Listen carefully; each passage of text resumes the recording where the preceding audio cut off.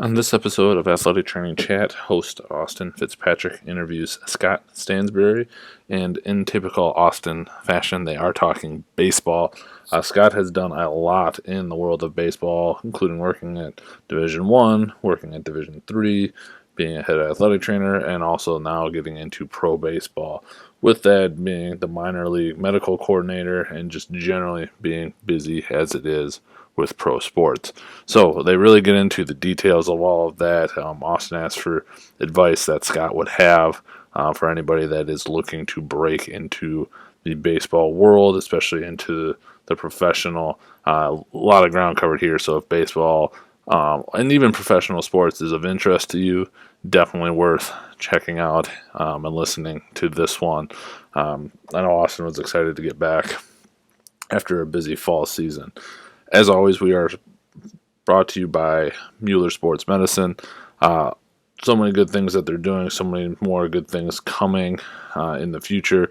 Fortunate enough to get a trip down there here soon and get caught up on everything that they have going on. So look for some content coming out of that. But without further ado, please enjoy this episode.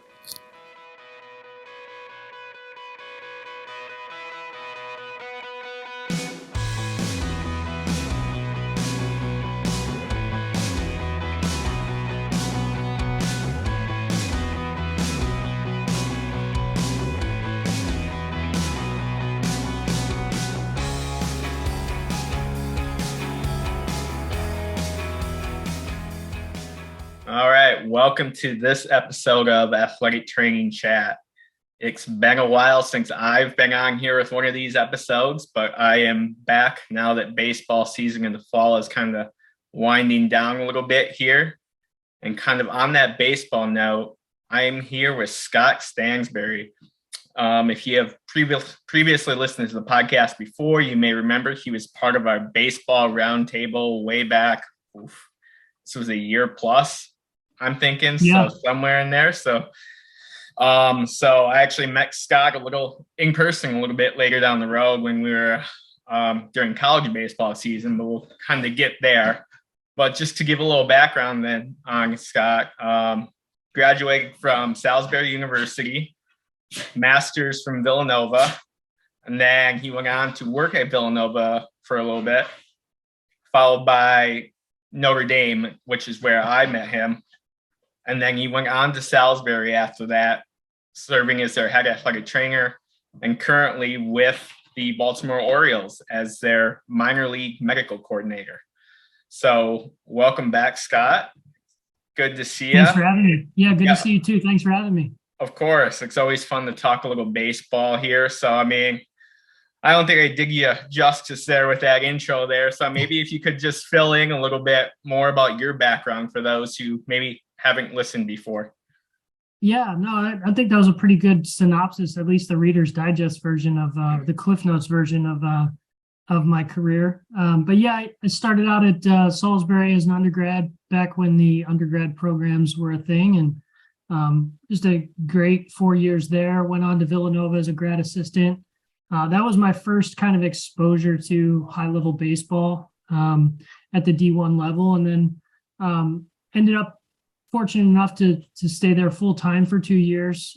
Actually worked through NovaCare rehabilitation as a contract athletic trainer, and then it kind of led me to Notre Dame, which I didn't really expect to be there for as long as I was, but 14 years, and all with baseball, a little bit with football for, I guess, 12 of those years.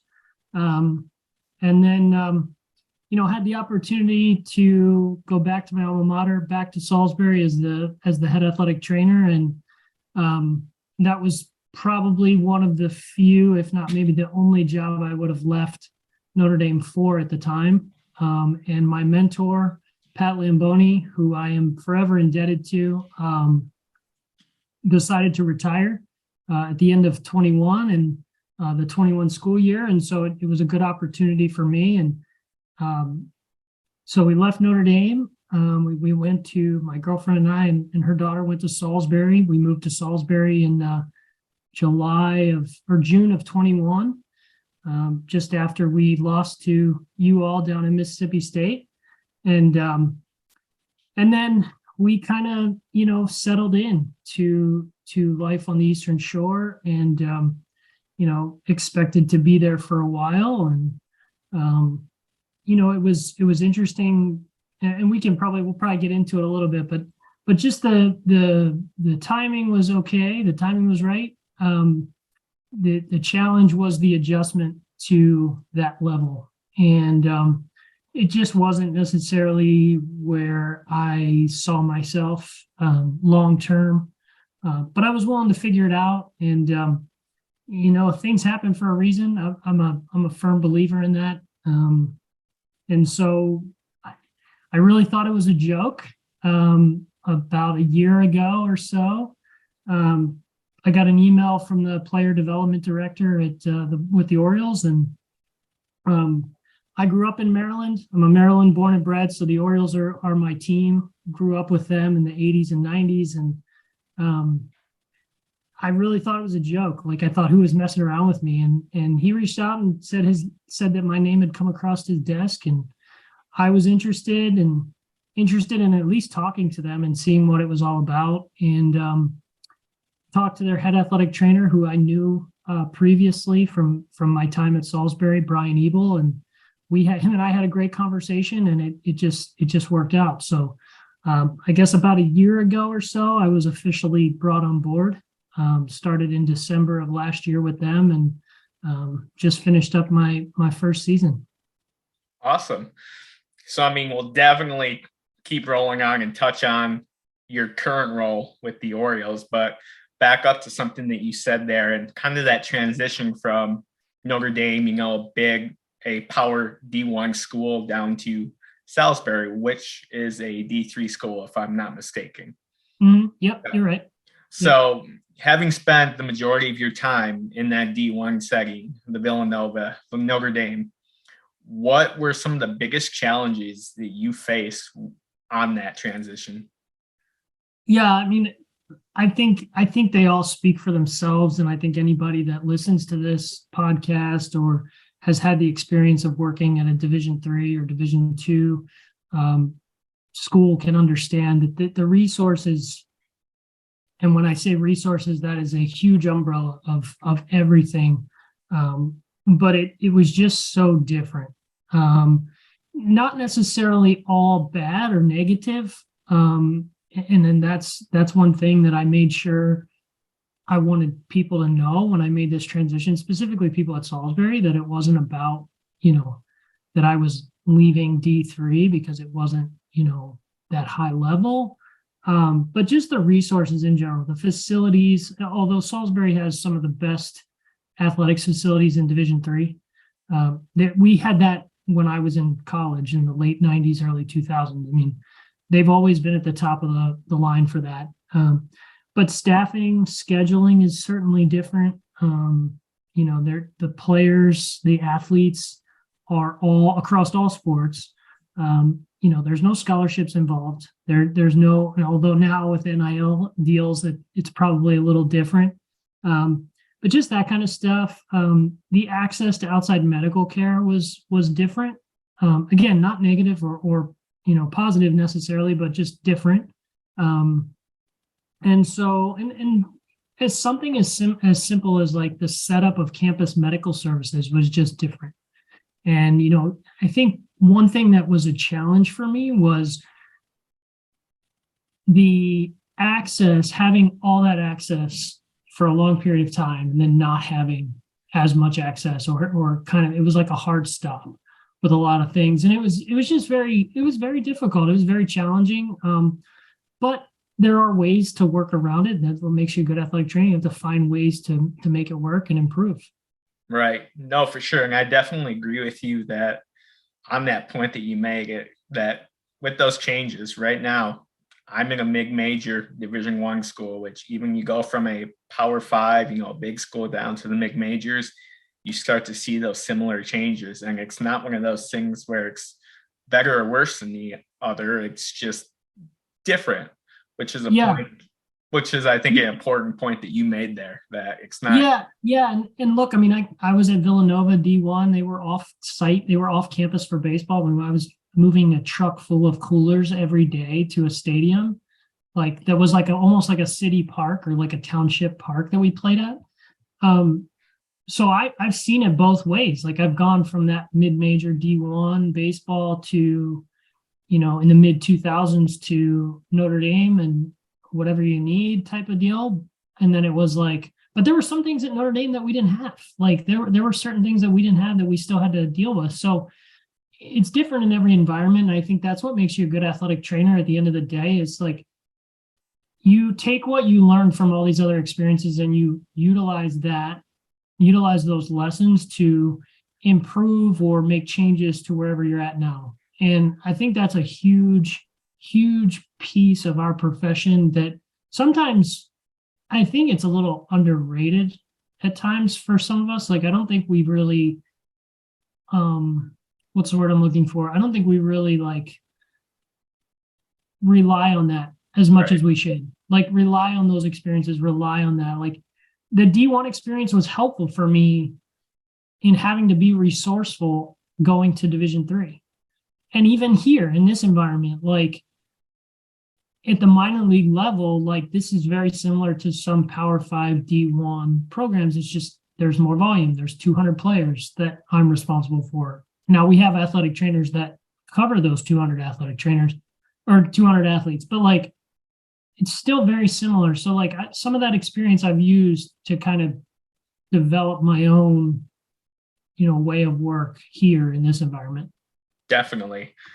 And I mean, you already answered the next question I had for you and kind of how you transition and how you bring those experiences together in your next setting. But you also made another big change going from Notre Dame to Salisbury, making the move from being an assistant associate athletic trainer, to being the head athletic trainer as well there. So can you talk a little bit about like that transition? Because I feel like that's one of the bigger ones that you can end up dealing with there, especially going from different divisions. Yeah, no, I think it's a good point. I mean, I think, from a career perspective, like I felt like I was ready for that challenge and I knew I was ready for that challenge. And I look at the job I'm in now as a very similar role, right? Like I'm the head athletic trainer of the minor league system. Like if you want to really like put it in those terms, like that's kind of what it is. Now, there are things that I'm not necessarily responsible for as the head athletic trainer of the minor leagues. But the point there is like, I felt prepared for that. Now, the one unique thing I thought about that I felt what I was ready for was like being ahead of 40 athletes or 45 athletes or whatever it was, and helping out with another sport like football, which had 100 plus athletes, right? And then, okay, now you're in charge of 600 or however many athletes Salisbury had. I think it was a couple hundred, right? But you're in charge of all that. And you have other staff to help you. You're not everything has to fall on you. But at the end of the day, like everything does come back to me eventually, right? Like the head athletic trainer needs to know that the baseball player in the fall has an issue. So those were things like I had to kind of adjust to and be aware of. The hard part, we talked about challenges. I think the other hard part was, like I said, staffing. It was myself and a grad assistant for football at the D3 level. And most people would say, oh, well, you probably get through okay. Like it was tough because there were things I had to do administratively that I needed to get done during the day. We had player care to worry about. The players would come in and get their treatments. And I have a GA who has to go to class, 1 or 2 nights a week, right? So, finding resources. One thing we did was we went out and we tried to find some students to help us. And we were lucky enough to find some that were interested in getting into athletic training eventually, getting into a master's program. So like, that was kind of my goal while I was there, was to develop almost like a funnel of students that get a good experience as an undergrad, but they're not getting that athletic training education. And then, hey, you're going to go to, ABC master's program, and you're going to be like, hey, that's a Salisbury student, and they've had a great experience, and they're far ahead of any other master's students we had. Like that was kind of my idea, my thought. And we were starting to develop that a little bit, and then obviously, wasn't there long enough to really develop it. But yeah, I mean, I think at the end of the day, like having all of those things to manage and also be the lead athletic trainer, like I'm not going to put all of football onto the grad assistant and let them be in charge. Although because of necessity, I had to have her like manage a lot. And that was important for us to function well during the season. So that, yeah, it was tough. No, absolutely. And I remember even during my time as a grad student, I was in one of the first master's classes there. I did one of my rotations at a D3 school where you wear those many hats, where you do rely on those students. And luckily for us, we still had athletic training students coming out of the undergraduate programs, so that made things a little bit easier. But I think that's a really good point that you touched on, especially now with the transition to a master's program. There, just some of those student aid programs and things like that become all that much more important. Yeah, I mean, the reality was like Salisbury had just transitioned, I think, the year before out of the master's program. So their students last year, I think, were like the last group of students to come out of the master's program, and they were already set. They already had rotations set. So it wasn't like we could pull them out of those rotations to come because they had already done Salisbury rotations. So we weren't pulling students. Like I wanted to pull students from other master's programs. But again, like you're trying to do that in August when everything is going full bore. And then the other challenge is like those student aid programs. Like we had a student aid program at Notre Dame that worked really well. It was awesome. And our staff does a great job of educating them. They primarily help with football, but they help with all the other sports too.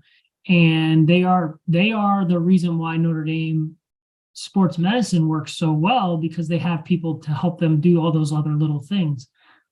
In developing that, so starting to develop that at Salisbury, like you have to pay them. You're not just getting them for free. So you have to find that in your budget, like all those things that kind of come across the plate of the head athletic trainer.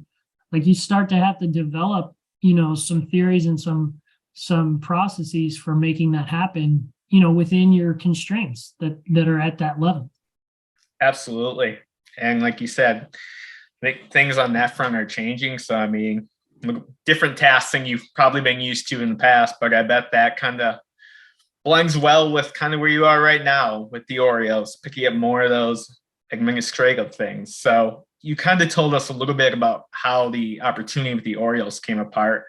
But I guess one thing that I want to touch on for those who might not be familiar with baseball, especially professional baseball, would be what is the role of the minor league medical coordinator? Yeah, it's a great question. A lot of people ask me that. Really, in a nutshell, like my responsibility is to coordinate the medical care for our minor league system, for our player development system, as we call it. My responsibilities are to the full-time athletic trainers that we have on staff, which we have about 7 full-time, plus 8 full-time, plus a PT athletic trainer that is based in Sarasota here, that works with us with our long-term rehabs. So it's that staff plus a staff of seasonal athletic trainers that I'm responsible for. We hire seasonal athletic trainers primarily from spring training through the end of the fall or the end of the season in early fall, to be essentially assistant athletic trainers to our full-time staff at each affiliate, including Florida and including in our Dominican Republic Academy. So my responsibility is to that staff and managing that staff, and then being responsible for making sure that our players have the appointments that they need, when they need them, where they need them, making sure that our documentation is up to speed on our EMR system, which is a league-wide system. So if a player does get traded, it's going to be the same system. It's going to be the same information. So I have to make sure that that's up to date on a very regular basis, and making sure that our staff is maintaining that to our standards. And we have a standard within the organization, there's a standard in MLB, but there's a standard within our org that kind of goes above and beyond that. So that's a big piece. Making sure that our athletic trainers have the medical services that they need at their affiliates. We're lucky in the Orioles organization that we have 3 of our affiliates in the state of Maryland, all within a 2-hour drive. And then our other affiliate, our AAA affiliate, is in Norfolk. So generating those medical care systems, the physician systems there, or at least maintaining them and making sure that our players have access when they need it. That's a big part of my role. Another big part of the role is just managing the day-to-day at the affiliates, making sure that, like I said, making sure that all the administrative things are being handled appropriately at each affiliate, and including here in Sarasota, which is why we got to a point last year. There was so much going on, and we have so many guys, that come down for rehab now. We shift a lot of our guys to rehabs in Florida. If it's going to be a long-term, 4 to 6 week type time frame, we'll bring them down to Florida. With that, we have a lot of people in the building. So we just hired an assistant coordinator to help me kind of manage the Florida aspect of everything, because Florida is an affiliate. Our complex league is an affiliate. It's like our rookie league, but it's 60 players. Right. Alone, and that's just every other roster in our affiliate system has about 28 to 30 players on average. So doubling that and not having 1 or 2 athletic trainers, you really need somebody to kind of manage that. So that's kind of, like I said, in a nutshell, I just kind of do a little bit of everything. I'm kind of the liaison between the major and minor league system. We have guys that get promoted and get back and forth between AAA and the majors. So making sure that that things are communicated well in advance. If things are coming up, I'll get phone calls about players and their status, because a player move may happen or may be happening, and so the front office, the management, needs to know what that player's status is. Hey, this player was out last week. Where is he at right now? Because we're thinking about moving him up. So having that every day. So I'm in constant communication with my staff on a pretty daily basis. I can't tell you how many times I talk to our AAA athletic trainer in a week's time. It's not just once a day. Sometimes he call me 2-3 times a day.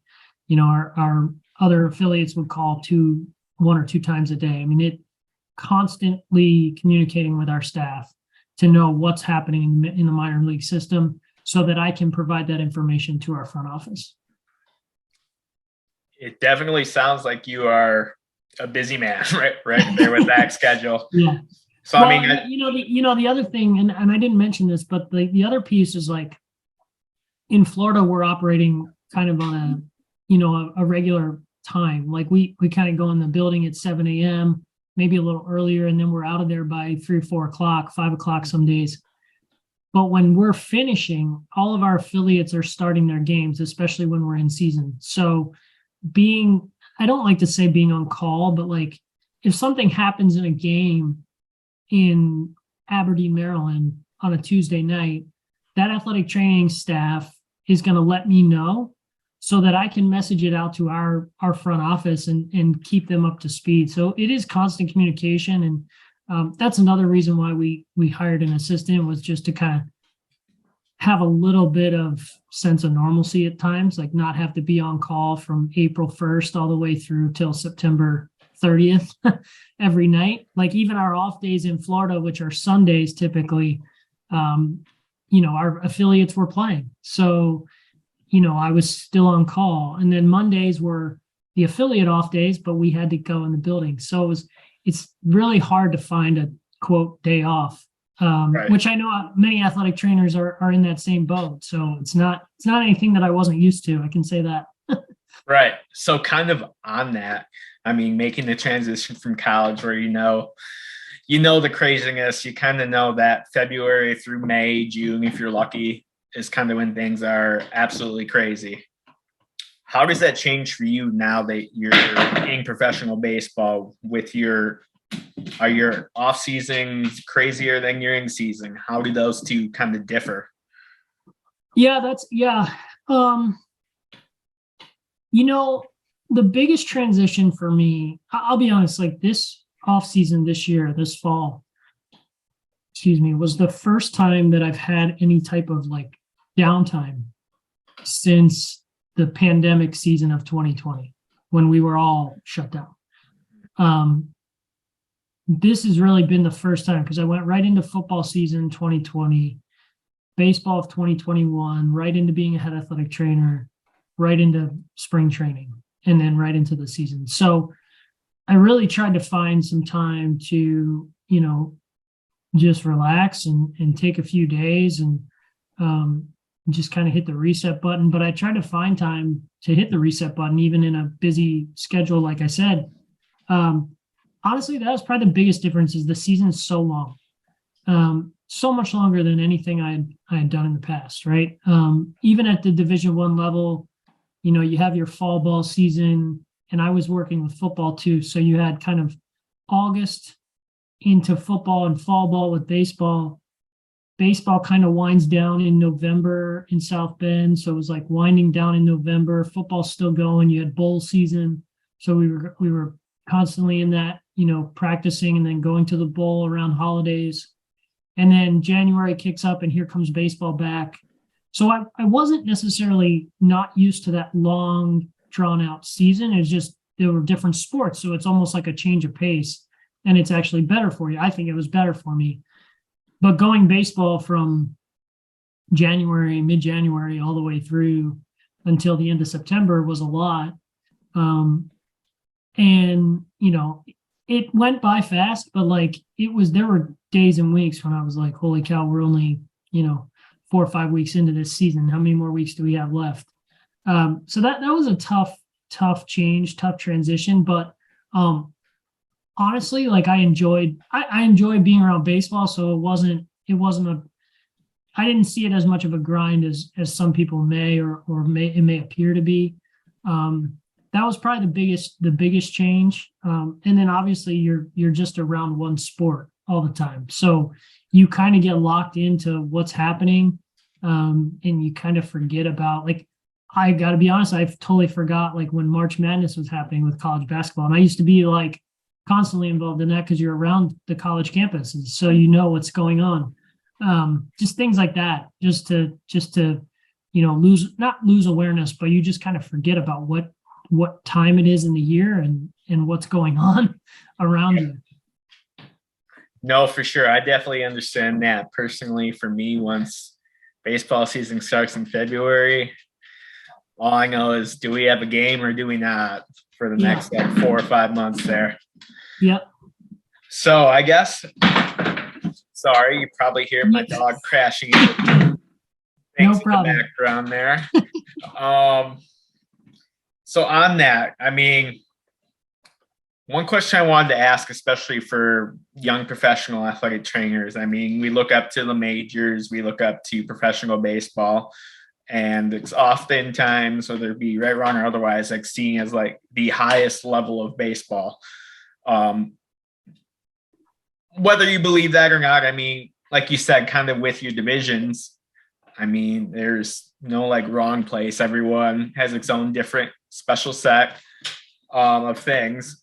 But I guess for those who are interested in getting into professional baseball, do you have any advice for young athletic trainers, athletic training students who are looking to potentially break into that field or that side of baseball? Yeah, it's a good question. When I was in undergrad, I had a vision of getting into professional baseball, 20 plus years ago. That was kind of what I wanted to do. A lot of my friends were doing internships in the summer, and it just seemed like a cool thing. And I was a baseball guy, so that was kind of where I saw myself. And then I saw them and the lifestyle that it was, and I kind of turned that off because I enjoyed being around the collegiate setting as much as I, wanted to do that pro baseball. I was like, well, you know what, maybe it's better to step away and just still be a fan and not get involved in that. And then I, was in the collegiate setting for 17, 18 years. And I still enjoy being a fan and of pro sports, specifically pro baseball. But now it's part of my job. But I didn't expect to be in professional baseball here at this point in my career. Never in a million years did I think that was going to happen. The opportunity presented itself.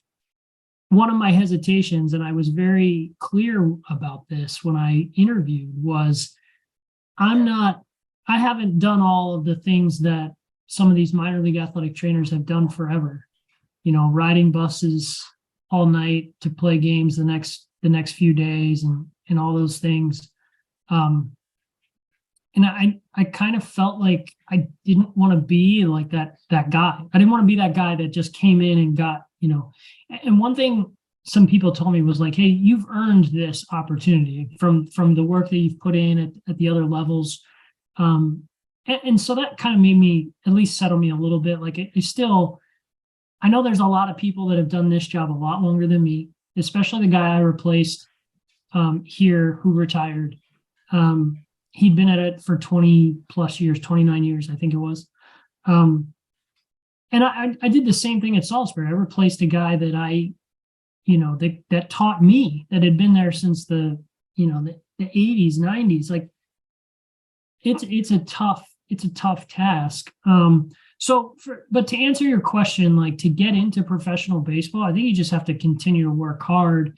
For any young professionals that want to get into it, the PBATS internship, I can honestly tell you, is part of the reason why we have such great candidates for our seasonal positions, and we hire seasonal athletic trainers every year, so they're new every year. And the 6 or 7 that we hired this past year, we're all looking to potentially see if professional baseball is what they wanted to do. And a lot of them had aspirations to come in and get a good experience, and they all hopefully got a good experience. I think some of them realized this is really what I want to do. And so they have opportunities now with other teams. We obviously, if things go well and we want to hire them internally, we try to do that if we have openings. But if we don't, like, we're very encouraging to push them to other teams. So seasonal opportunities, PBATS internships, any type of internship that you can get your hands on in professional baseball, professional sports for that matter, not just baseball. Like professional football, I know they do a lot with their summer training and other things. Just put your application in, good resumes, good cover letters, explaining your goals, explaining your skill set, and, interviewing, well, and practicing those sorts of skills, interview skills and things like that, I think can really serve a young professional well to want to get into professional baseball. Absolutely. Or professional sports for that matter. No, absolutely. Totally agree with you. And for those who might not know, PBATS is the Professional Baseball Athletic Trainers Society. Make sure to put up their website in our. Yeah, they have a job. Yeah, they have a job website, and typically all the seasonal positions are up there. I know we'll post our seasonal positions probably in January, but all of the minor league jobs are open there. Even some major league jobs they put up there. So, but yeah, look, the biggest thing is just getting your name out there, networking. I think I said this on the baseball podcast I think it was January 21. I looked it up. Yeah. But it was, which seems like a long time ago. But I think I said this, like, networking is a huge part to this profession. And I wouldn't have gotten to Notre Dame without making connections with the baseball athletic trainer there at the time, who then chose to go just to football. And so there was a baseball position open, and him and I had built a relationship, and we're still very good friends to this day. So I wouldn't have gotten that opportunity if I didn't know him, and have a conversation with him. So networking is a huge piece, and putting yourself out there for opportunities, summer internships and otherwise are just a great way to go. Absolutely. And so I have a question for you now that we didn't have on our episode sheet here, but it's just kind of presenting itself here. With you being the minor league medical coordinator, and I think I've seen like your name on some of those job postings, what are some things that you in particular look for when you're evaluating some of those candidates? Like either be personality. That's a great question. Yeah, no, it's a great question. Look, I think what we're looking for is goal-driven individuals that have presented or have shown that they have a quality skill set that can make us better, that can make our department better. Even if you're here for a year as a seasonal athletic trainer, we want to know that you're going to bring something to the table that's going to make us better. And it might not be anything earth-shattering. It may be something that maybe we've done before, but maybe it's a little different, different trains of thought. We are very much a communication-based staff in terms of like, if we find something that works well, we will share it with everybody. So that's, but like goal-oriented, driven people. Look, like I said, we had people that really thought this is what they wanted to do, professional baseball. And we had people that got put into really difficult situations throughout the season that they easily could have just, hey, you know what? I'm thanks for the opportunity, but I'm going to step away. And they didn't. They stepped up, and that to me is a huge piece to what we're looking for. And then personality, just people that are good communicators, people that, allow themselves to be open-minded and communicate well with others. Because in professional sports, one thing that I figured out really quickly is there's a lot of people to talk to, and you got to figure out when to talk to them and how to talk to them. And just learning some of those, and there's some learning that goes on. I mean, one thing that my boss, Brian Ebel, who's a head athletic trainer for the Orioles, one thing he says is he doesn't expect anyone, and I agree with him, he doesn't expect anyone to come in and be an all-star athletic trainer in their first year. There's still going to be some things that you have to learn. I've learned a lot in my first year. He expects that. And he's going to expect more of me this year because now I've had a season under my belt. And we expect the same from any of our staff that we hire on or seasonal staff that we hire for a year. Is you're going to be a better athletic trainer when you leave here, whenever that may be. And hopefully we get to keep you around for a while. But yeah, people that want to get into baseball and at least want to give it a shot and see what their interests are and where they see themselves is big for us. Gotcha. No, absolutely agree with you on all that. So I think we have enough time here. If you remember from your last time on the show, we had our 5 AT chat questions. We kind of revised them a little bit here, but some of them will be kind of similar. So we'll kind of rapid fire through some of those here for you to kind of get your opinion. So where do you see athletic training going in the next 5 to 10 years? So kind of set the example with that. Yeah, it's obviously a profession that has evolved. I think even from 2 years ago, we were in the middle of a pandemic the last time we were on this call. And I think a lot of people in this profession, and you're seeing it now with a lot of people kind of transitioning away, is just finding a good work-life balance. And I think that has to be a huge piece to this profession over the next 5 to 10 years. And it's not something that can come at the snap of a finger or overnight. It's just you really have to work at it and find it. And look, I'm still 20 plus years into this profession. I'm still trying to figure it out myself. I hope I have a good feel for it, but I'm still working on it. So I think that's a huge piece to this. And I think, this profession has gotten a different look because we carried a lot of people through the pandemic to keep sports going. And I think we have to build on that. I think we have to build on that idea that, as you said earlier, we wear many hats, even at the Division I level, some of us wear many hats, even at the pro level, some of us wear many hats. And so we have to be able to build off of that and use this as an opportunity to say, hey, look, we're valuable here. And we're valuable in different environments. And here's why. And use that evidence. And I know people are working at it, and that's good. We just have to keep doing it. It's like I said, it's not something that I don't think is going to come overnight, but it's something that we have to keep working at. But I do think the work-life balance thing is a real big piece. And I think a lot of people figured that out when they were home and realized like, yeah, I can kind of do this or have to spend more time at home because, people are sick and whatever. Like you can figure out ways to make this work.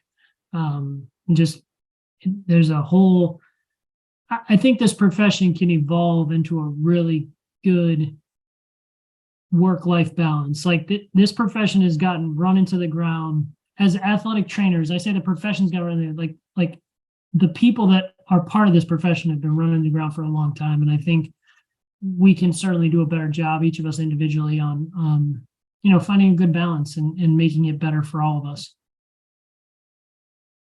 Absolutely agree with you on that one.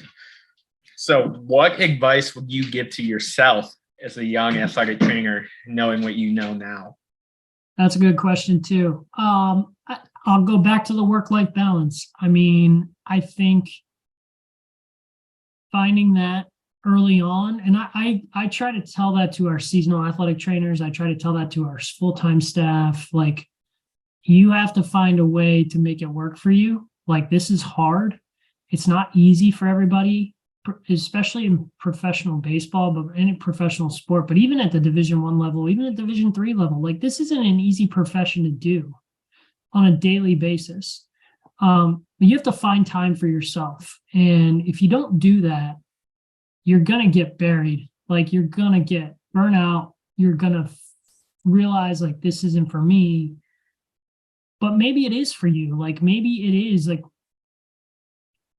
maybe you can be a really good athletic trainer. Maybe you're just not in the right environment. So I think finding a good work-life balance early on, if I could give myself some advice, would be like, don't be so set on, don't put your blinders on and work. Like open yourself up to what else is going on, because you're going to miss out on a lot of things. And I wish I would have known that, way back when. But at the same time, this sounds like I'm contradicting myself here, but like a lot of the reason that I'm in the position I'm in now, or have been in the opportunities that I've gotten over the years with USA Baseball and, all those things, it was because I went like this and just put them down and just worked. But I don't necessarily recommend that like over a good long stretch of time. I think you really have to figure out like what do you need to do to take care of yourself to stay fresh every day? And that's a huge piece. Totally agree with you on that. And that actually rolls really nicely into our next question there. So with you as an athletic trainer in your current role, how do you take care of yourself? Yeah, it's a good question. I think, like I said, I'm still working at it. I'm still trying to figure it out. But I think the biggest thing is like finding time, making time for the family, choosing to go. We're lucky enough that my girlfriend's family, or part of her family, lives on the other side of the state. So we're a couple hour drive away, like making time to go over there for the weekend and still being accessible to my staff if I need to for holidays or whatever. We were able to take a day trip to Disney World to visit some friends that were in town to go to Disney for a day during the season. So I still had to have this, but like it was still, I didn't do much that day, which was good, but you still have to be accessible and be able to fix things. So I just try to find time as best I can. And like I said, I'm still working at it. As much as this off season has been busy and we've got a lot of things happening with free agents and the draft and all the Rule 5 draft and things like that. Like we're in the process of buying a house. So like you have that, you have to take time to do all the things that you need to do to buy a house, go visit houses and do all the paperwork and all these things. Like there's a lot that goes into it. Right. So I think I just try to find some time for myself, whether it sounds crazy, but like one thing that I actually enjoy doing is like doing the laundry every week or weekend. So like just something where I can flip on TV, watch a game or watch a documentary or something and just kind of do some mindless things like where I don't have to be connected to work. That's what I try to do. And then obviously making time for family at the holidays. You know, the one benefit to this job that I didn't have at the collegiate level, specifically at Notre Dame, was I've got both of my major holidays back in Thanksgiving and Christmas, which is nice. Didn't have that before. So, but that was by choice. Again, that was my choice to not have those, to work with football. But again, that experience led me to where I'm at. So, you know, it's a give and take. Everything's a give and take in this profession. I really believe that. You got to figure out what works for you and give and take a little bit here and there. Right. No, definitely good advice with that. So what has been the most influential resource you found in your career so far, whether it be a book, a course, people you've worked with, whatever it might be? Yeah. Honestly, I think the people that have gone before me that have done this for a longer period of time than I have, I won't openly tell them, hey, you're a great resource for me. Like, but that they really are. Like to be able to have those types of conversations. You know, I didn't really know what to expect when I took over at Salisbury. So I had a lot of conversations with my mentor about, you know, what needed to get done and things that needed to get done. And he had a list of things that he had done over the years. So I used him a lot. When I was in Notre Dame, taking over baseball from a guy that had done it for, you know, umpteen years, same deal, like just relying on him as a resource to be like, hey, how'd you do this? Or, you know, we hosted that regional in 21, first time they had hosted a regional since like 2001. I think they hadn't hosted a regional in like 20 years, or maybe it was 19 years. Either way, it doesn't matter. Like long before I was there. So, hey, Mike, what do I need to do to get set up for this thing? Like the facility has changed in 20 years. So like what things do we need to do? So utilizing those resources, same thing in this environment. Talking to the guy that did this for 20 some years in this organization, like getting his feedback, having conversations with him. He's still around the area and he's actually kind of helping us with our draft medical stuff. So it's been nice to have him around and to rely on him as a resource and have conversations. And then my boss has been fantastic in terms of allowing me, you know, giving me a little bit of rope to say, hey, like, I know you're not going to be perfect this first year. Let me help you, and just guiding me in those regards. So I think the people for me has been the best resource. People that have done it a long time, even close friends that are in it with me right now or doing other things, but are still involved in athletic training, like to be able to just bounce ideas off of them or even just vent to them about the week or the day or whatever, has been really helpful and I think is really important. No, absolutely. I totally agree with you on that front. Even now, I still, if I need to vent, if I have some things I've never seen, or if I just need someone to talk to, I've talked to former preceptors, former bosses. I mean, shout out Jason Wire, just talked to him last week with something I'd never seen before. So, I mean, yeah. I talked to him during the draft too, because we had a couple Mississippi State guys on our radar. Yeah. So, I mean, just people like that can be great resources. As you get to know them and continue to be great resources throughout your career. So you actually answered one of my next questions on if you could kind of change or eliminate one thing when talking about kind of the work-life balance part of things. So I think I'll hit you with our last question, which is, let's kind of see how it matches up with how you answered the first time. What does being an athletic trainer mean to you? Yeah, it's a great question. I think I don't remember my answer the last time. I might have to go back and listen to it. But I think that answer has changed over the years. I think now for me, it's about building relationships with the people that you're in charge of, or you are in charge of caring for. I think that's a big part to this profession. I think it's what athletic training is about. It's about building relationships with athletes, with players, with coaches, with other staff. It's and it's doing all of that, but at the same time providing medical care. Like, the cool part about our profession is we're a healthcare provider, but we go off in so many other branches and have to interact with so many other branches of medicine. I talked to the eye doctors down in Miami at the Bascom Palmer Eye Institute. And the cool part is they're communicating with me, knowing how important my role is in this organization. And so they see me as a healthcare provider, and they're willing to talk to me like a healthcare provider. I just think that's really what this profession is all about, is developing relationships. And I think that's how we become better or seen better by other healthcare providers, is building those relationships, having those conversations, and not burying our feet into the ground and saying, this is athletic training and this is what we do, which I don't think a lot of us do. But I do think, like, when you're talking with other healthcare providers, you have to we also have to educate them on what we do and what our roles are, and how we can help them. It's not all about how they can help us. It's about how we can help them too. And I think that's a perfect example, is the eye doctors in Miami for one of our players, just having those conversations and being able to just communicate with them well.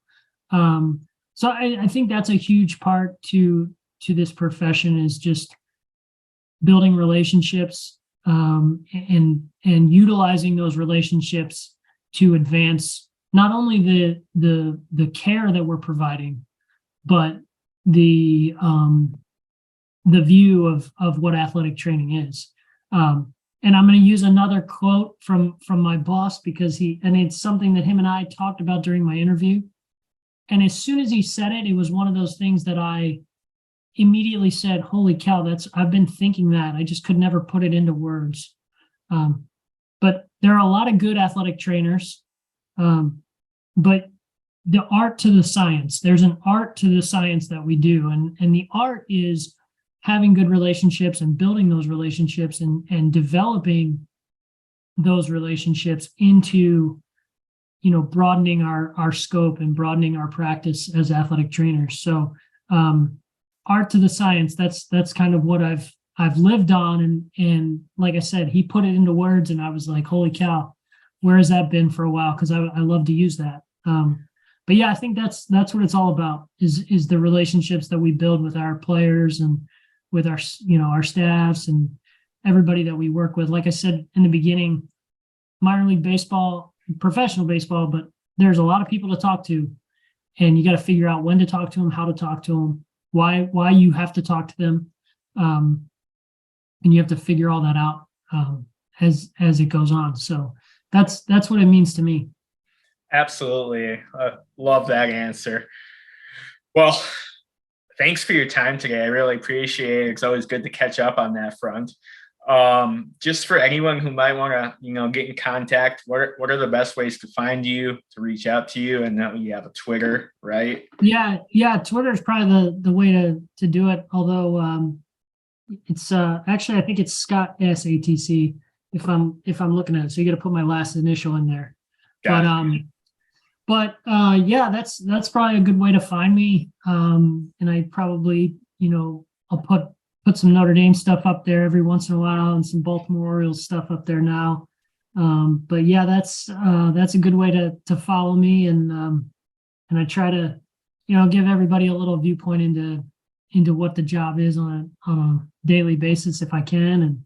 And yeah, this has been great. I really like what you guys are doing with this podcast. I think it's awesome to get different viewpoints from different parts of athletic training, different environments, different, people at different parts in their career. I just think it's really cool. I really appreciate you reaching out and wanting to get this done. And I'm just glad that the organization was okay with me doing it too. And they were excited about it actually too. They thought it was pretty cool. That our PR people thought it was pretty cool. So yeah, this has been great. Awesome. Well, thank you again. We appreciate your time and can't wait to share this with everyone who's listening. Thanks, Austin, man. Appreciate it. Thank you for listening to this episode of Athletic Training Chat. This episode featured Scott Stansbury, who has pretty much done everything in baseball, hosted by Austin Fitzpatrick, who is wanting to always learn about everything that is baseball. We really appreciate you guys taking the time to check it out. Hopefully you got something unique out of it. If you want to be on the show, got a story to tell, or know somebody that you would want to hear from, let us know. We'd be happy to talk to them and hear their story and share it, just to expose what's going on in the world of athletic training.